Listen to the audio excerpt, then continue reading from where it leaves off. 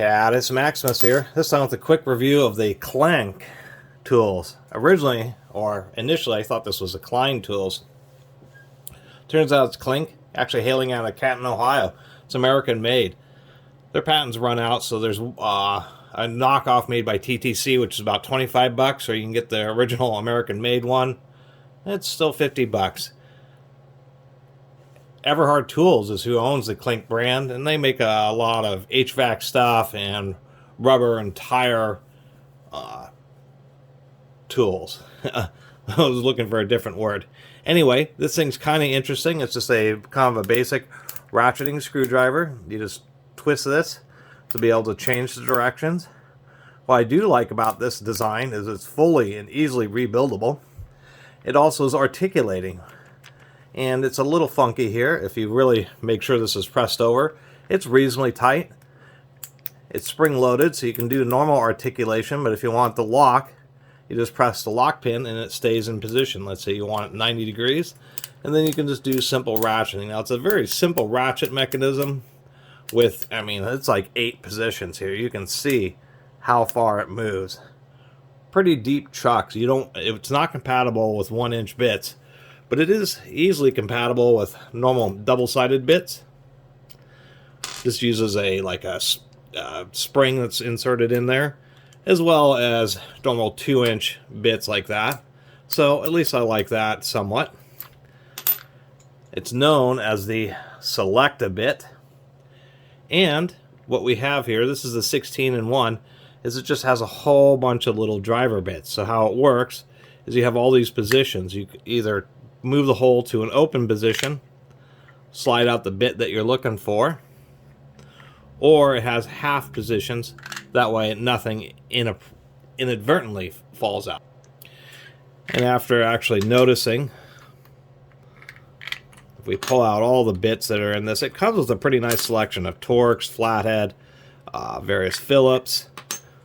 I'm trying to figure, I haven't even figured out what ones are the original, and they're all double-sided bits, but since it has so much space, you can put in up to 3 or 4-inch bits, and so it's actually pretty easy for you to replace any that are missing. Even if they're only single-ended, most times you don't need more than, say, 8 sizes. As we can see here, we've got a couple bits that were already in this driver that obviously aren't stock. This one's actually much newer. It doesn't seem to be stock either. It seems that these 5 bits are the stock ones.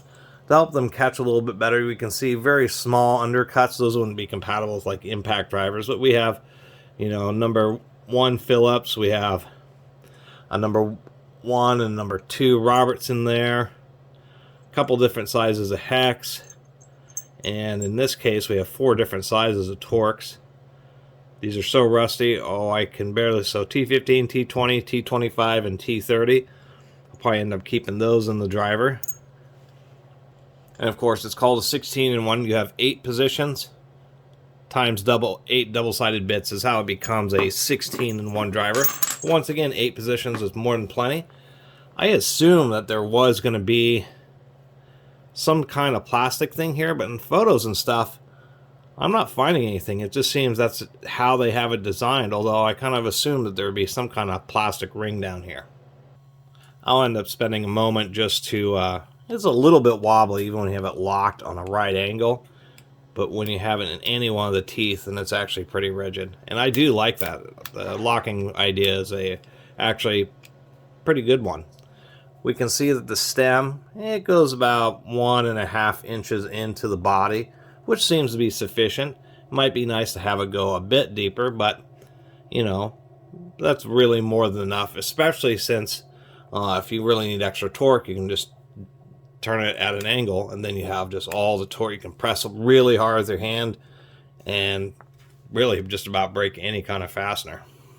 Other than that, I like this little driver just because it's surprisingly enough not a very commonly known name brand of tools, Klenk. They could have at least done some in-molding or stamping rather than just doing a silk screening, especially for an American-made product, although they do have patents pending up there. They don't have their name in the back of the handle. They're really they also have patent numbers here. It is chrome vanadium, but it's surprising they'd stamp that, have it in-molded that, but nowhere else would they actually have their name. Anyway, as far as tearing it down and cleaning it, at least it's pretty easy. This is just held on by a clip. That's probably the biggest weakness, is that this thing, if it's really beaten around a toolbox, I can see a way for a nail being jumbled up with other tools. I can certainly see a way for this to get knocked off and damaged. It's probably the weakest point.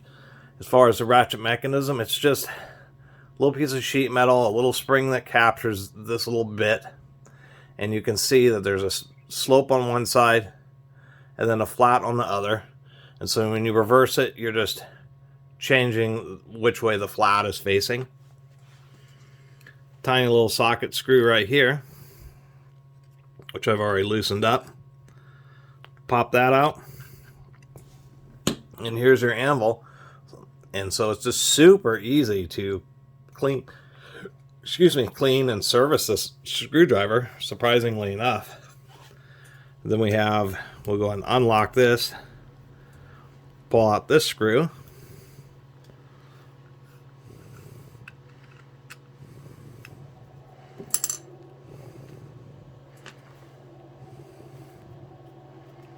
and work this out of here. It's a little tight.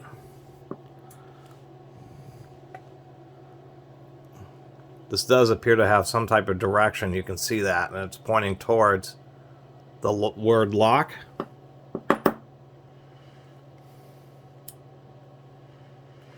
And does that push all the way? Yes, it does. Get that screw off of there.